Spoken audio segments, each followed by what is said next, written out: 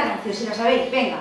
Ventanas azules, verdes escaleras, muros amarillos con enredaderas y en el tejadillo palomas caseras.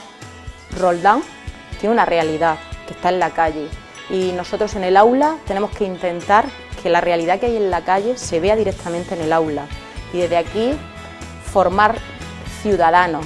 Los niños tienen que aprender desde la escuela a aceptar la diversidad, que unos niños hacen la primera comunión y otros no, unos hacen Ramadán, otros no. La diversidad, eso es la sociedad moderna. El papel de la escuela es, el que tiene que ser y el mejor, porque nosotros estamos ahí para concienciar. Y eso es a través de la constancia, porque otra cosa no podemos hacer. Para ellos el conocer, con la apertura que tienen los niños, para ellos conocer, si no le ponemos prejuicios, no hay problema.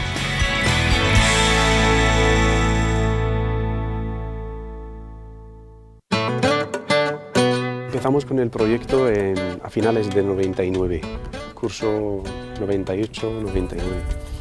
En su momento empezamos, digamos, para dar una respuesta a unas quejas que llegaban al ayuntamiento por parte de los centros educativos, porque había entre comillas, una llegada masiva de alumnos de no habla castellana a los centros educativos. De esos centros es el Colegio de Roldán. En su momento tenía 39 alumnos, prácticamente todos de origen marroquí. Si le digo que hoy llegamos a tener 350 casi alumnos, prácticamente el 90 y tanto por ciento son marroquíes, y cuando accedes al centro respiras normalidad, con eso resumo lo que es la evolución. Si había profesores que se quejaban porque tenían 2 alumnos en sus aulas que no hablan castellano, hoy en día en el Colegio de Hernández Ardita de Roldán tenemos aulas que prácticamente todos sus alumnos son marroquíes, nacidos en Roldán. La balanza sirve para pesar. La realidad es que ahora mismo pues tenemos más del 50% de procedencia extranjera. Somos 629 alumnos y tenemos 341 de procedencia de origen extranjero. De esos 341, 319 son de origen magrebí. Roldán tiene una realidad que está en la calle y nosotros en el aula tenemos que intentar que la realidad que hay en la calle se vea directamente en el aula y desde aquí formar ciudadanos que muchas veces no centrarnos tanto en el componente conceptual, el lengua, matemáticas, sumar, restar, los verbos, sino un componente social. Ese componente social al final está dando una educación emocional que sale fuera del aula. La escuela ahora mismo es la línea de unión de esas dos vertientes, entonces nosotros tenemos que hacer todo lo posible y unir estrategias con proyectos. La educación compensatoria que es necesaria allí la tenemos muy bien organizada desde hace muchos años. Entonces, en esa línea vamos buscando sobre todo estrategias para todo eso. Tenemos bastantes proyectos, tenemos talleres por la tarde, tenemos un taller de aprendizaje de español para madres de origen magrebí, bueno, también están yendo incluso algunas hindú, en el que tenemos que buscar financiación externa, ya que ahora no hay, como antiguamente había proyectos de la consejería, y luego por las medios de asociaciones de ONG, en los que los talleres, por ejemplo, hay un taller de aprendizaje de cultura árabe para que no pierdan su escritura ni la lectura del mismo.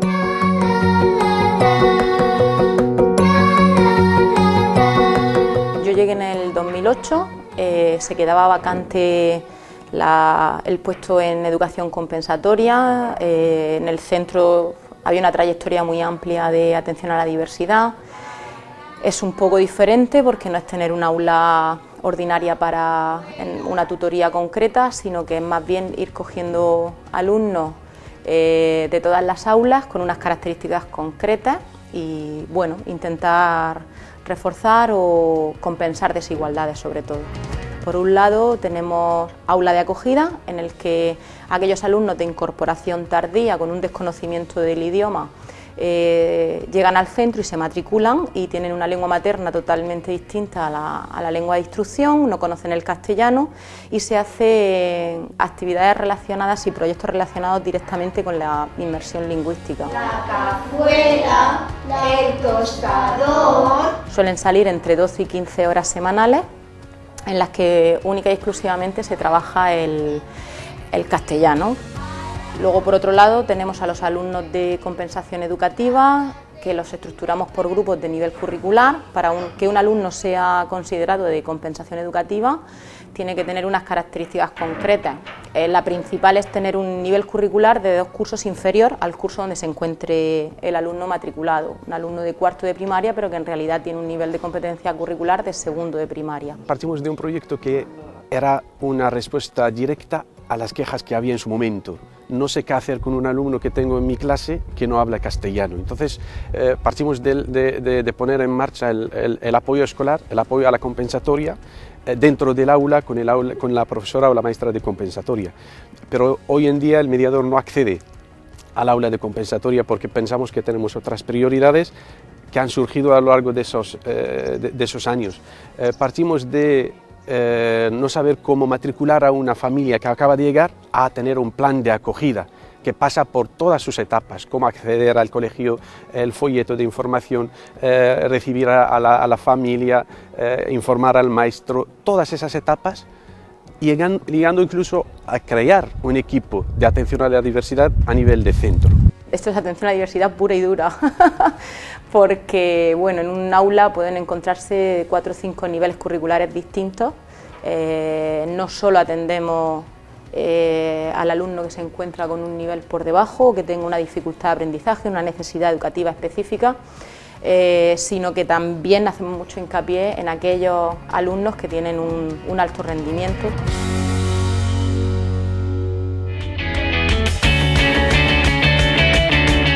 Se consigue bastante, hay que hacer mucho hincapié en la necesidad de los hábitos, de la importancia de seguir hablando castellano, que muchas veces es el principal problema, que sigan hablando castellano fuera del contexto escolar, la necesidad también de que se relacionen fuera del colegio, aunque a veces no siempre se da. Por eso nosotros desde el colegio intentamos abrirlo el máximo de horas posibles para que por la tarde puedan venir, hacer actividades complementarias con un coste económico bastante bajo, porque también sabemos que estamos en una zona rural que también ha sido muy dañada por el tema de la crisis y bueno, intentar al máximo que se puedan compensar todas esas desigualdades en el aula y que fuera al final haya una normalización. Yo siempre suelo ser positivo, valoro bien lo que es la evolución de la convivencia a nivel de centro, porque yo había visto escenas de alumnos que jugaban juntos en el patio del colegio, pero llegaban luego a la puerta del colegio o donde están esperando las madres y cada uno tenía que ir por su lado. Hoy en día eso está en un porcentaje pero muy pequeño. A ver, es difícil, es un proceso que tiene que ir a largo plazo. Ya se ha dado más normalización a lo que había en los años 90, cuando se incorporaron por primera vez alumnos extranjeros al municipio. Hoy en día tenemos diversidad en el centro, otro tipo de alumnado, alumnos que han nacido en las calles de Roldán, han crecido en las calles de Roldán, tienen otras demandas, se sienten como iguales, hablan perfectamente español, tienen otras demandas. Llega la fiesta del Cordero y desaparecen nuestros alumnos musulmanes. Tenemos 300 y pico. Eso no está reflejado en el centro. ¿Es un absentismo? Pues lo pueden interpretar como quiera, pero no van a venir ese día. Llega la fiesta del fin de Ramadán, pasará lo mismo. En los comedores, pues habría que adaptar los menús. Tenemos que adaptarlos para tener a 60 o casi 60 alumnos de origen marroquíes, musulmanes. Son demandas nuevas que no había en el 99-2000. En la calle no. En la calle hay un choque cultural, pese al choque cultural, la convivencia es buena, en el pueblo y en el colegio más todavía. Pero nosotros desde el colegio y desde la educación infantil sí que luchamos para que todo eso se normalice, y allí, si vas tú en un periodo de recreo, ves que todo es normal. El problema es que en la calle pues ya está el separatismo. Cada cultura tira por su lado y es difícil que inviten, por ejemplo, a los niños a los cumpleaños, que se haga en las mismas fiestas del pueblo, no llega a saber la población que hay allí de origen extranjero que conviva con la otra. Hay que tener mucha fuerza, mucha voluntad por parte de todos, desde las instituciones, que tienen que favorecer que las desigualdades se vayan eliminando cada vez más, y luego entender que en muchas ocasiones las principales desigualdades ya no son a nivel del lenguaje, sino muchas veces son económicas. A veces nos da más miedo la desigualdad económica que la cultural o el idioma. Tenemos alumnos de origen extranjero, palestinos o marroquíes, que las familias al final tienen un estatus social porque tienen estudios, trabajan en sectores cualificados, y ahí notamos que la normalización es mucho mayor. A veces le tenemos más miedo a la desigualdad económica que a la desigualdad de cultura.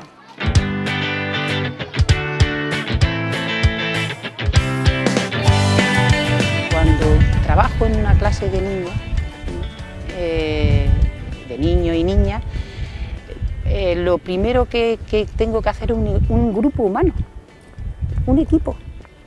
Y me da igual que le llamemos inclusión, que sea de distinta cultura, que sea de distinto nivel económico, que venga de una parte de la ciudad o de otra. Lo que hay es un grupo humano.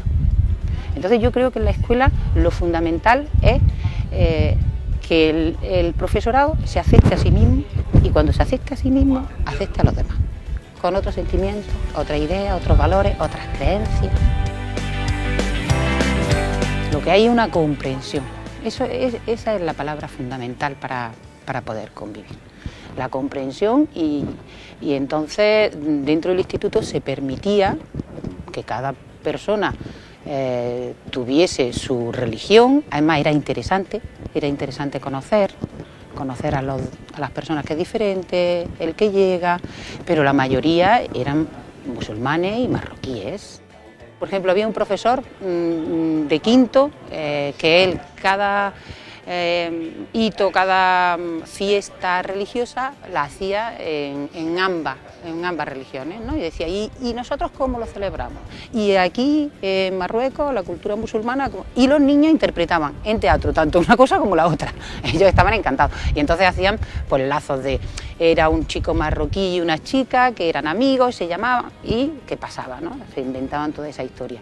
Entonces, para ellos el conocer, con la apertura que tienen los niños, para ellos conocer, si no le ponemos prejuicios, no hay problema.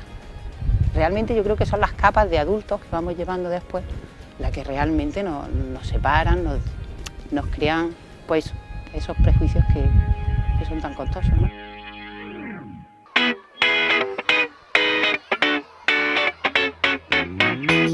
Parece que hay que educar en la diversidad. Para eso está la escuela y para eso está la familia, pero sobre todo la escuela. La escuela en España, en Murcia, tiene que tener elementos de reconocimiento de la diversidad. Los niños tienen que aprender desde la escuela a aceptar la diversidad, que unos niños hacen la primera comunión y otros no, unos hacen Ramadán, otros no, unos van a la procesión de los salcillos y otros no.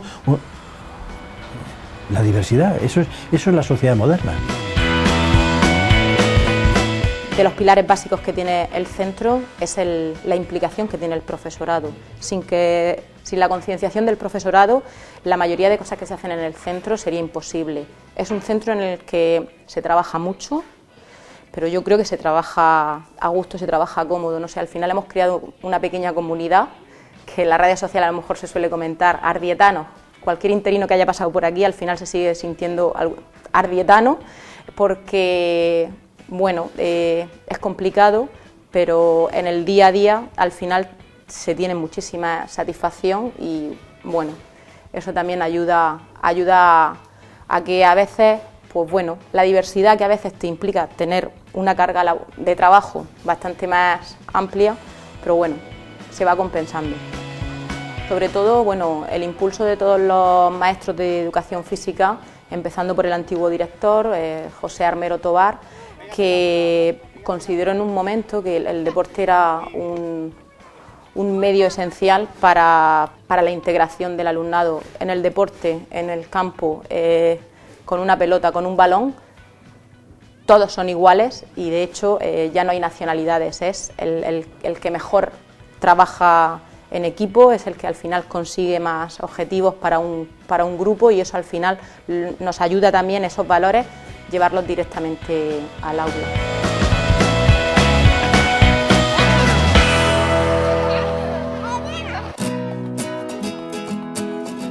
En general valoramos bastante bien lo que es la convivencia en el pueblo y seguiremos trabajando, poniendo mecanismos para atender esas dificultades que pueden surgir. Tenemos, a través de las tutorías, a través del mediador social que nos ayuda, tenemos bastantes vías y bastantes medios que son los que tienen que hacer que la escuela sea la vía para esa normalización y esa integración total, que creo que todavía nos falta un poco. No se puede mirar para otro lado, no se puede mirar para otro lado en temas de diversidad religiosa ni de diversidad cultural. Está ahí.